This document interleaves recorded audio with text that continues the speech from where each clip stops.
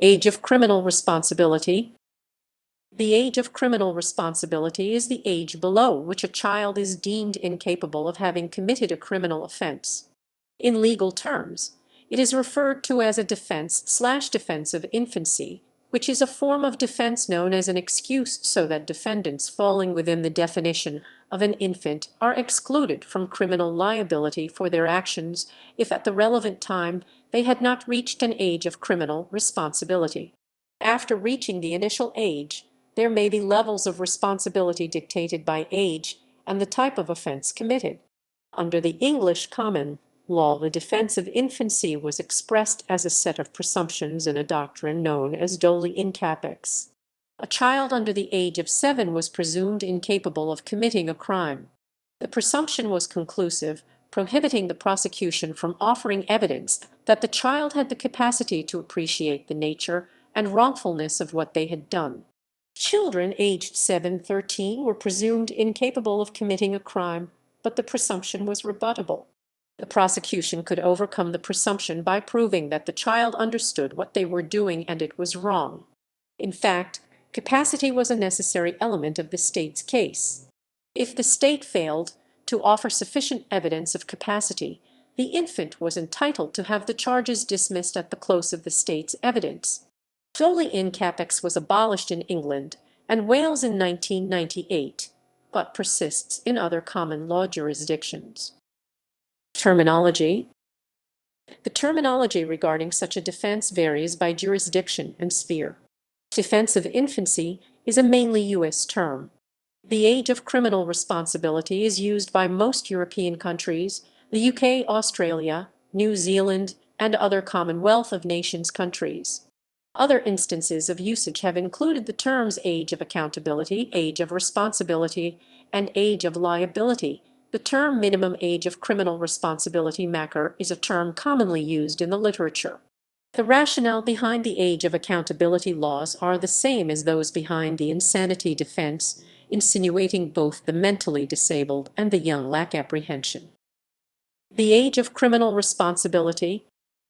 Governments enact laws to label certain types of activity as wrongful or illegal. Behavior of a more antisocial nature can be stigmatized in a more positive way to show society's disapproval through the use of the word criminal. In this context, laws tend to use the phrase age of criminal responsibility in two different ways. As a definition of the process for dealing with an alleged offender, the range of ages specifies the exemption of a child from the adult system of prosecution and punishment.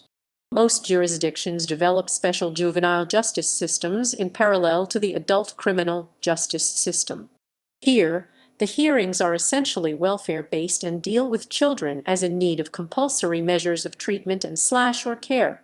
Children are diverted into this system when they have committed what would have been an offense as an adult, as the physical capacity of a child to commit a crime. Hence, children are deemed incapable of committing some sexual or other acts requiring abilities of a more mature quality. Discussion. This is an aspect of the public policy of parens patriae. In the criminal law, each state will consider the nature of its own society and the available evidence of the age at which antisocial behaviors begins to manifest itself. Some societies will have qualities of indulgence toward the young and inexperienced, and will not wish them to be exposed to the criminal law system before all other avenues of response have been exhausted. Hence, some states have a policy of Doli incapax, i.e., incapable of wrong, and exclude liability for all acts and omissions that would otherwise have been criminal up to a specified age. Hence, no matter what the child may have done, there cannot be a criminal prosecution. However, although no criminal liability is inferred, other aspects of law may be applied. For example, in Nordic countries, an offense by a person under 15 years of age is considered mostly a symptom of problems in child's development. This will cause the social authorities to take appropriate administrative measures to secure the development of the child. Such measures may range from counseling to placement. Being non-judicial, The measures are not dependent on the severity of the offense committed but on the overall circumstances of the child. The policy of treating minors as incapable of committing crimes does not necessarily reflect modern sensibilities. Thus, if the rationale of the excuse is that children below a certain age lack the capacity to form the mens rea of an offense, this may no longer be a sustainable argument. Indeed, given the different speeds at which people may develop both physically and intellectually, any form of explicit age limit may be arbitrary and irrational. Yet, the sense that children do not deserve to be exposed to criminal punishment in the same way as adults remains strong. Children have not had experience of life, nor do they have the same mental and intellectual capacities as adults. Hence, it might be considered unfair to treat young children in the same way as adults. In Scotland, the age of criminal responsibility was raised from 8 to 12 by the implementation of the Age of Criminal Responsibility Scotland Act 2019, which came into force on 31 March 2020.